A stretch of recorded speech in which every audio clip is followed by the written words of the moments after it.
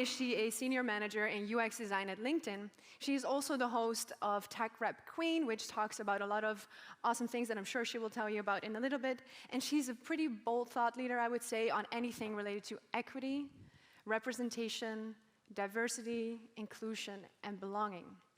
And what is really important to her, at least from what I've gathered from, stalking you a little bit on LinkedIn, is to change the narrative about how we talk about people, what we value in people, and how we narrate our lives. And we want to, get away from those traditional stories that we tell about what is valuable and what is good and what is valid. We want to create our own narrative. And Renee, I don't think you were here for this, but earlier today, I asked the people, who of you worked in hospitality? How many waiters, waitresses, baristas were there? Maybe one more time. Let's see how many of us were, at one point in our lives, working in the service industry. Just let's stand up again, just so that Renee has a picture. It's my family. Yes, I love it. Give yourself a round of applause. Yes, here's to all the waiters in the room. I love it. Now, Renee, the reason that I brought this up, and maybe you can already tell where I'm going with this. So as I was going through Renee's LinkedIn, she made a really nice posting. And full clarity, I was a barista and a waitress and a bartender for a very long time because I studied anthropology. And it takes a while to get your career going. But here's the thing. So I'm already putting it down, right? I'm saying it takes a while to get your career going, as if being a waiter or a waitress or a barista or a bartender is not part of a career. As if that is not containing very real, transferable people skills.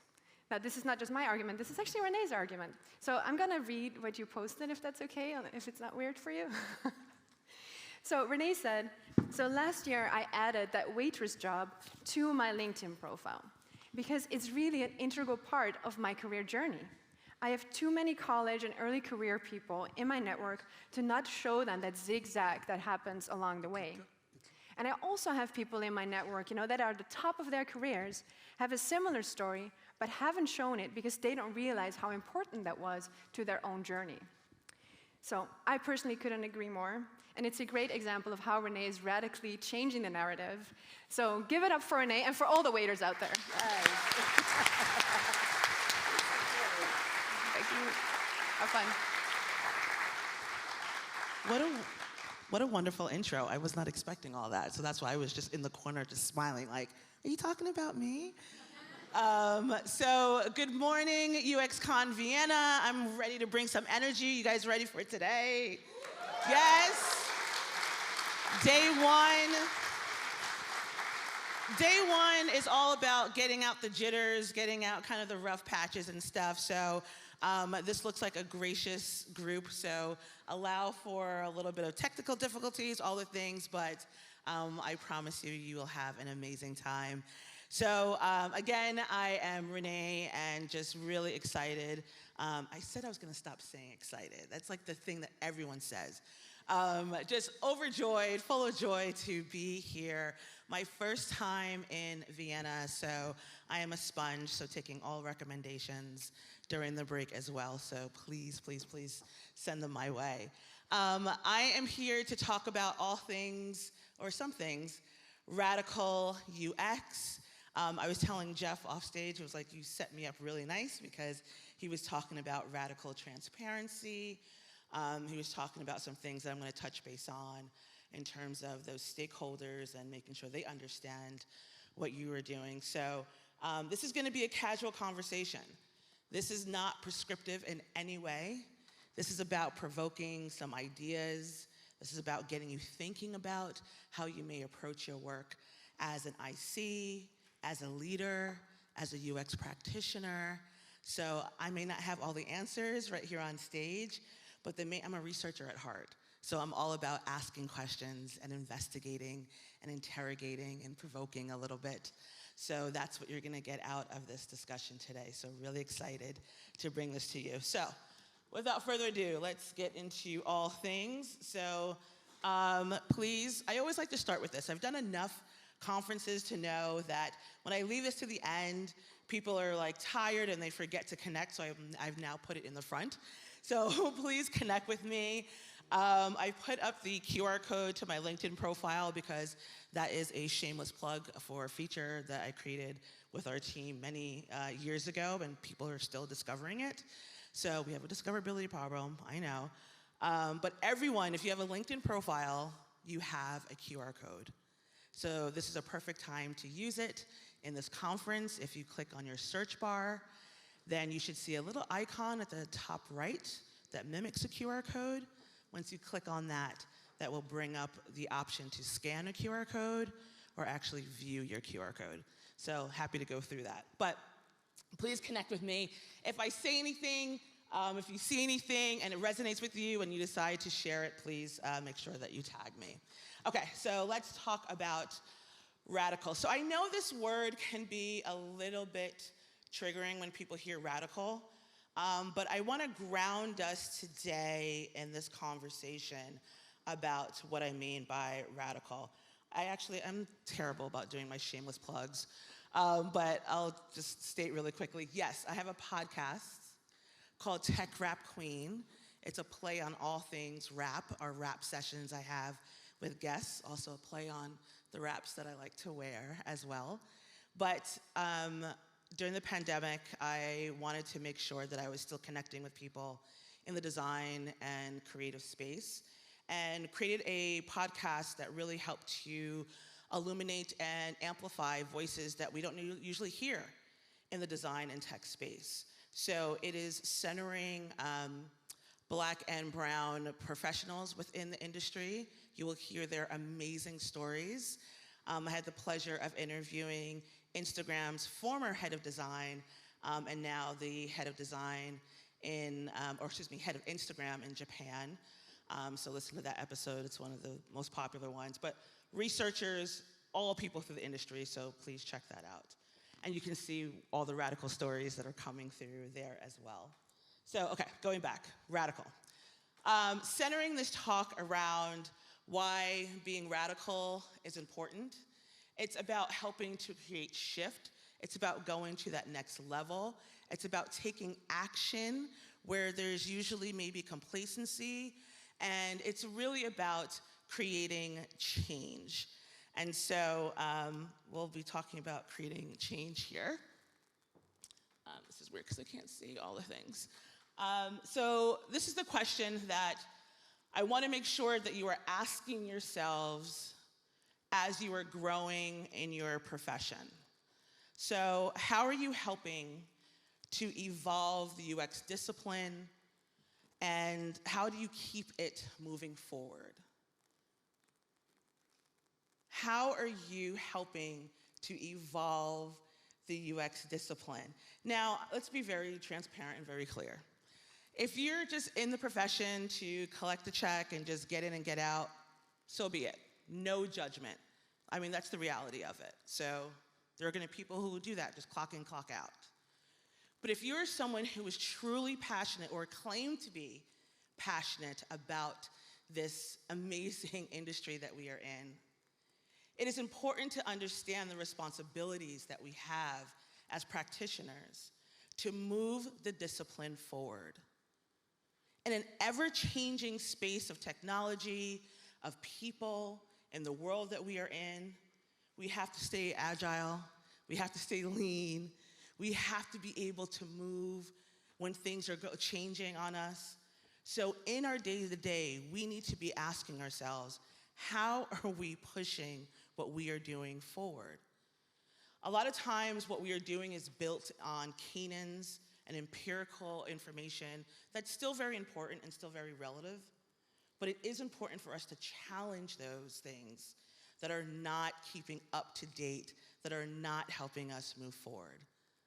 Sound good? Yeah, I see a lot of head nodding, so that's good. So again, I was asking the question of you, how are you? But really turn it internally, how am I? How am I making sure that I am helping to move this discipline forward? So when I talk about UX, I talk about UX in these three forms. And I always like to show this model of UX because a lot of times it's usually anchored in one or maybe two of these, but not necessarily all three. The actual art of UX, of design and research, the actual practice of UX and design, but the art, the science, and the business go hand in hand. And a lot of times, the latter, the business, is not what's being talked about, shared, helping people to grow. And when you look at being a UX practitioner, this is the evolution. It is not just about being well-versed in the craft of creating those amazing, glorious, high-fidelity docs, those concepts.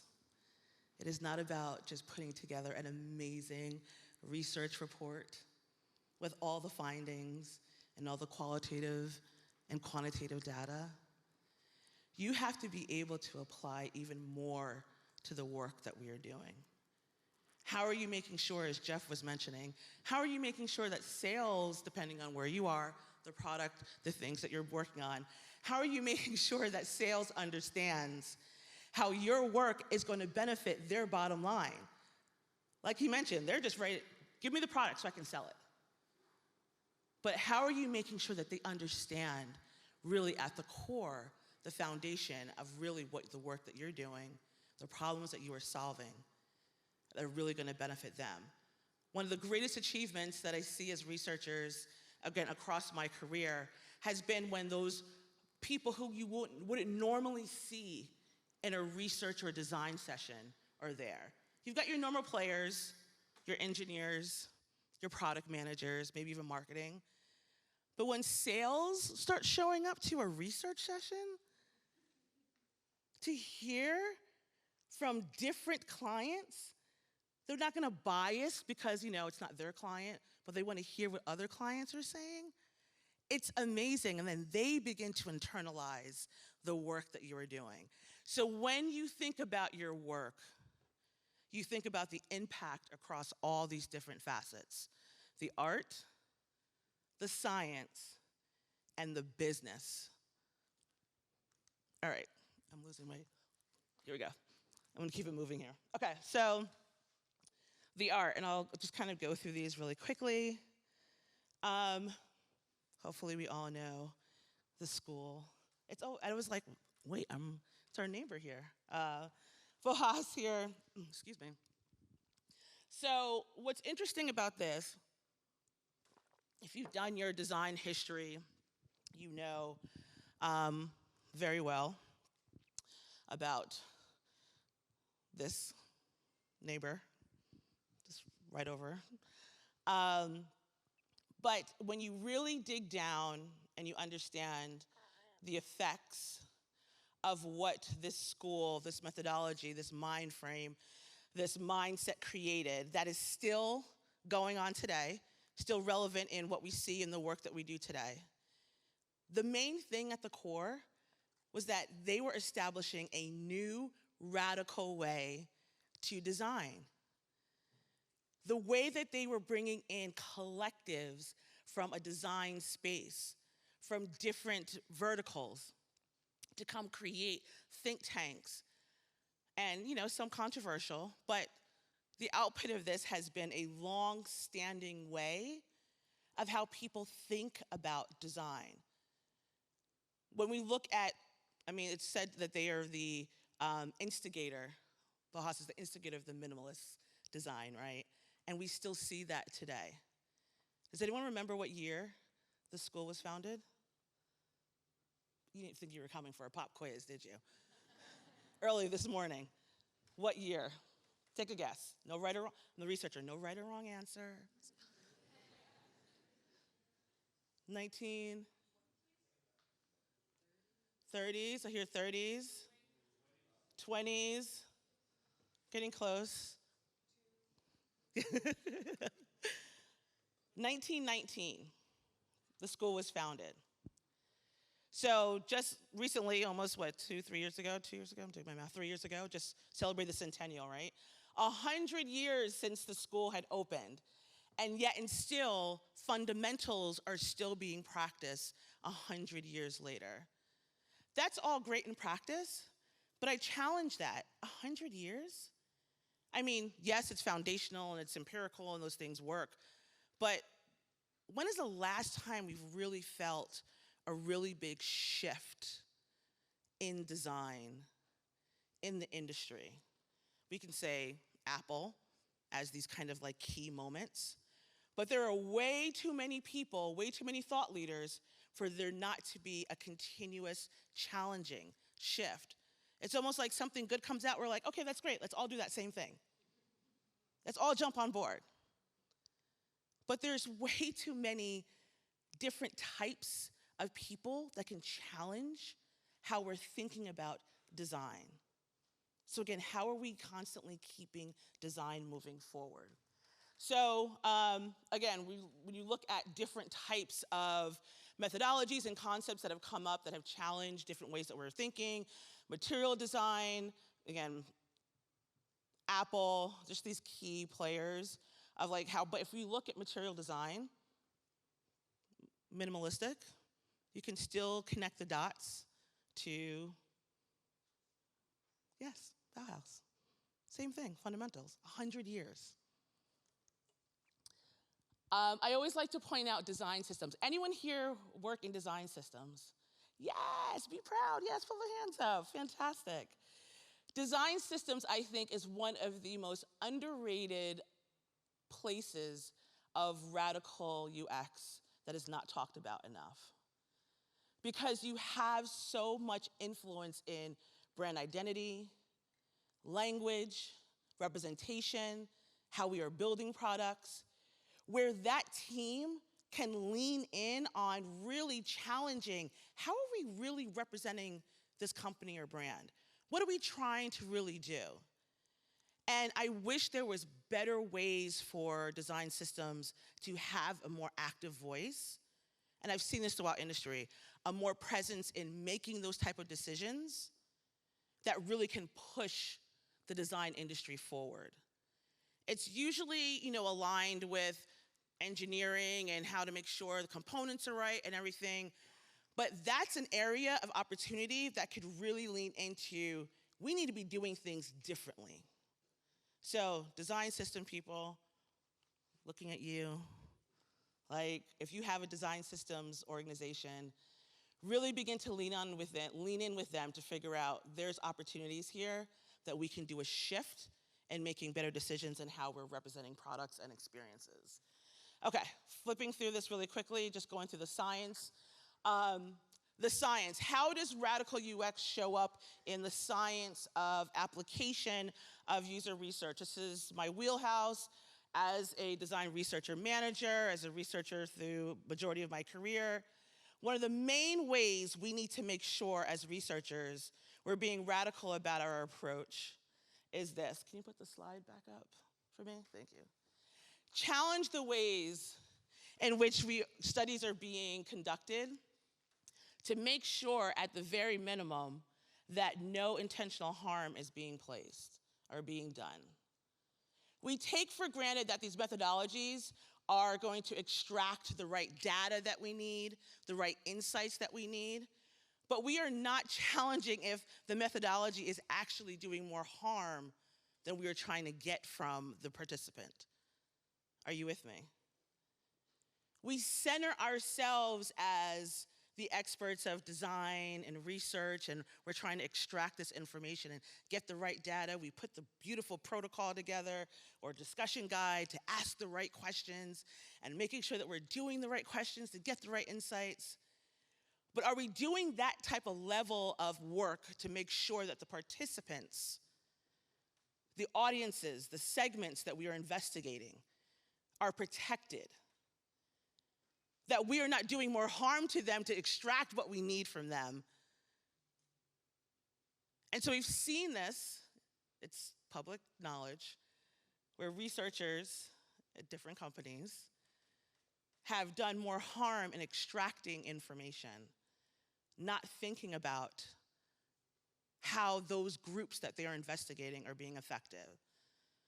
And the example, very clearly, you can Google this, is a group of researchers who went out to collect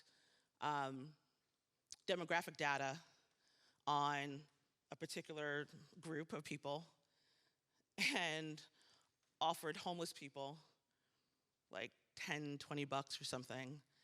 And it was for facial recognition and things like that. But it did more harm, not considering that these are still human beings. And Jeff talked about this as well. Center the human in your work. Center the human in your work. If you don't remember anything else out of this talk, remember this. Center the human in your work. As designers, I challenge you, make sure that the concepts that you are creating are inclusive from the concept phase. Sometimes we don't think about the inclusivity until after the fact, but if your concepts are showing up with the same type of faces, the same type of industry, the same type of all the things, are we really challenging yourself, the group, the product, to really think about all the different ways that this product can be used by the different groups? I always challenge our designers, are we doing the happy path again? It's always the happy path. People are just gonna always figure it out, right? But challenge yourselves. What does the unhappy path look like? Bring that to the design crit. We took some time to understand where this thing may have unintended consequences. That's a brain exercise not done enough. Stress test it. What are the unintended consequences of this thing that I'm trying to build?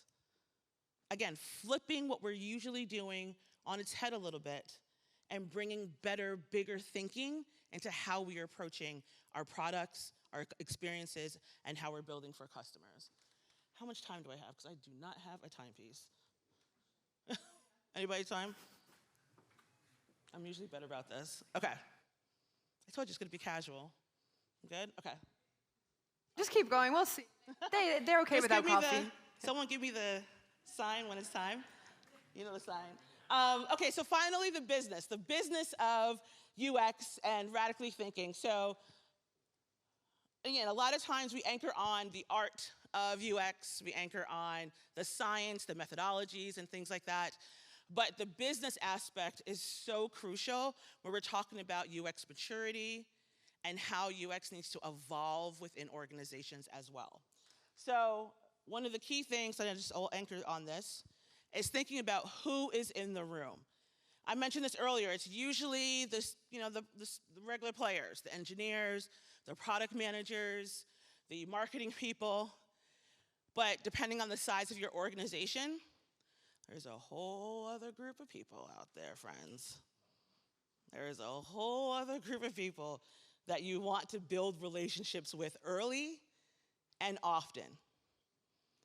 When you think about the financial procurement, again, Jeff set me up perfectly because he was mentioning that too. The financial teams, how much is this going to really cost? What are we trying to build here? And when they start thinking about the UX of things, it's amazing. And not that you're anchoring your decisions based on what finance is saying, but it's good to hear how they are thinking about what you are trying to do. Oh, we need more engineers for that? I always say, no, we need more designers and researchers. We always need more researchers. Sidebar, I live in a dream world where there's actually going to be more researchers and designers than engineers. Oh yeah, give that a clap. It could definitely, give that a clap. That's the radical thinking on that. Because if you get all that stuff investigated early and out, then we can have things to pull down to say, okay, this is the right thing to build. This is the right thing to build. Instead of engineers kind of like, we're ready. Send us what you have yesterday. You can see that's an area. Perfect. Okay, so marketing, business development, legal. I know sometimes legal can be that thorn, but I'm telling you, when you have legal in the room early and often, they become such great partners. And when you're thinking about where do those T's and C's go? How do we need to indicate this? Listen, with everyone having to indicate cookies and stuff, and privacy, it's our world, friends. It is our world. We should be hand in hand with legal to understand how does my UX, the things that I'm building and working on, actually affect, again, the customers and audiences, but legal, how can you help inform my work? These are the radical ways that we can start approaching UX that are not just these, again, I'm not diluting the art and the science, but thinking about the holistic ways UX shows up in organizations and how you build from an art, science, and business perspective. I'm telling you, it's going to be a better way to think about how you progress into your work. So again, how are you helping to evolve the UX discipline to keep it moving forward? And here's the thing. If you just concentrate on the art side or science side, or maybe it's the business angle, you don't necessarily have to try to dive in and do all three, but choose an area that you think that you really need to lean in on to help evolve the work that you're doing. And in the workshop, I'm going to be talking about, as leaders or even ICs, how do you create the space to be able to do your best work by thinking about these things and making space to ask the right questions, do the right investigative work with the right teams, and making sure that you are not creating unintentional harm. And that's it for me. Do I have?